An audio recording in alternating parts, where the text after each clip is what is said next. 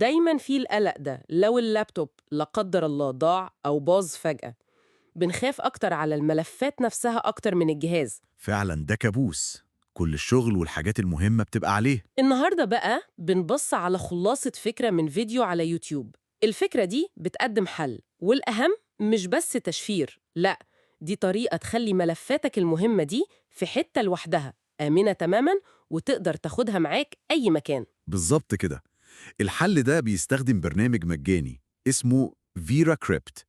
فيرا كريبت فيرا كريبت، تمام. ده بيخليك تعمل ملف واحد زي صندوق كده، بس مشفر. بنسميه حاوية مشفرة. حاوية مشفرة. أيوة، كل ملفاتك المهمة بتتحط جواها، ومحدش أبداً يقدر يفتحها أو يعرف إيه جواها من غير كلمة سر بتاعتك. يعني إيه تشفير هنا؟ يعني بيحولها الرموز ملهاش معنى؟ بالظبط.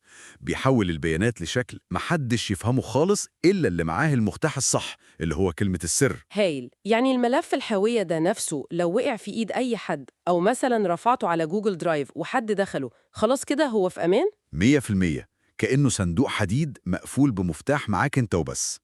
الأمان هنا مرتبط بالملف مش بالجهاز اللي عليه الملف. دي نقطة مهمة قوي. طب إزاي بنعمل الحاوية دي؟ الخطوات سهلة؟ بسيطة إن شاء الله.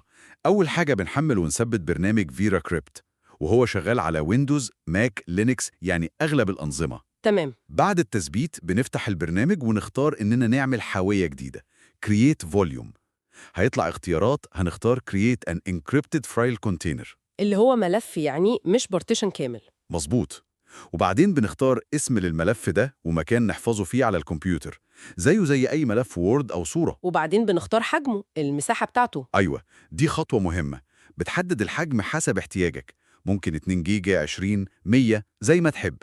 المساحة دي هي اللي هتكون الخزنة بتاعتك. والأهم بقى كلمة السر. دي أهم خطوة فعلا.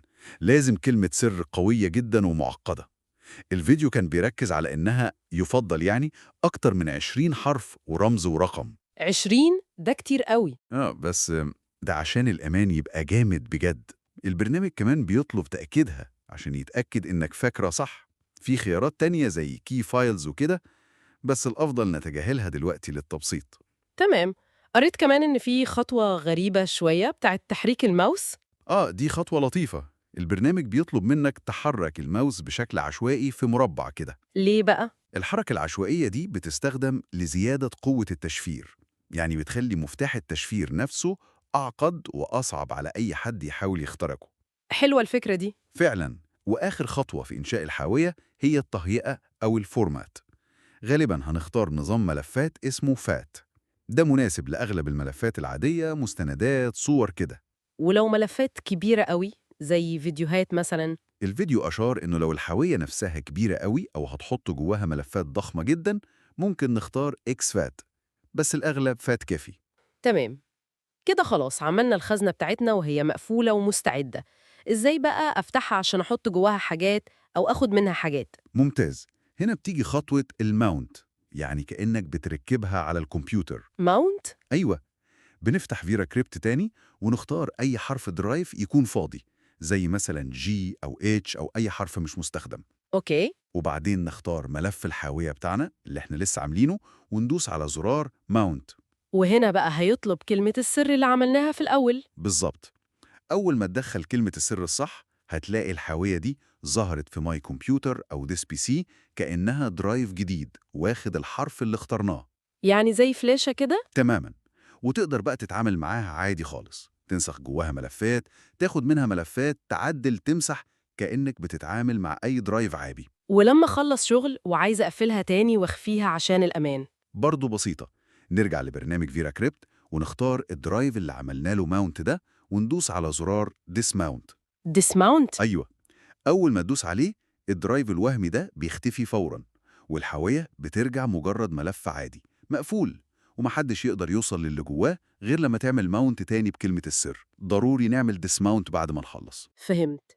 لو نلخص أهم نقطة، يعني أقوى ميزة في الطريقة دي كلها بناء على الفيديو، إيه هي؟ بصراحة أهم نقطة واللي بتخلي الفكرة دي قوية قوي هي إن ملف الحاوية ده اللي هو مثلا سميناه mysecrets.hc ده ملف مستقل تماماً، مستقل عن إيه؟ مستقل عن الجهاز اللي اتعمل عليه، ملوش علاقة بيه. تقدر تاخد نسخة منه على فلاشة أو ترفعه على أي خدمة سحابية زي وان درايف أو جوجل درايف. ياه!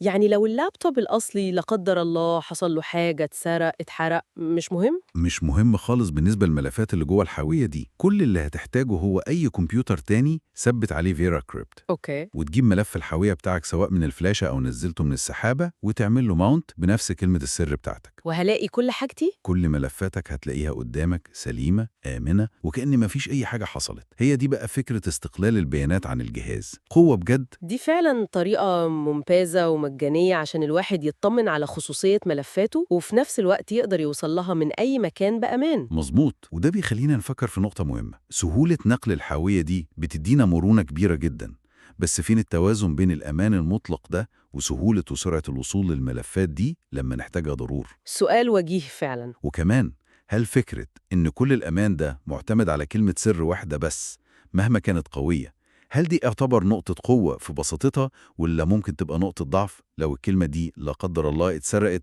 أو حتى اتنست؟ ده يخلينا نفكر أكتر في إزاي ندير كلمات السر بتاعتنا بشكل عام.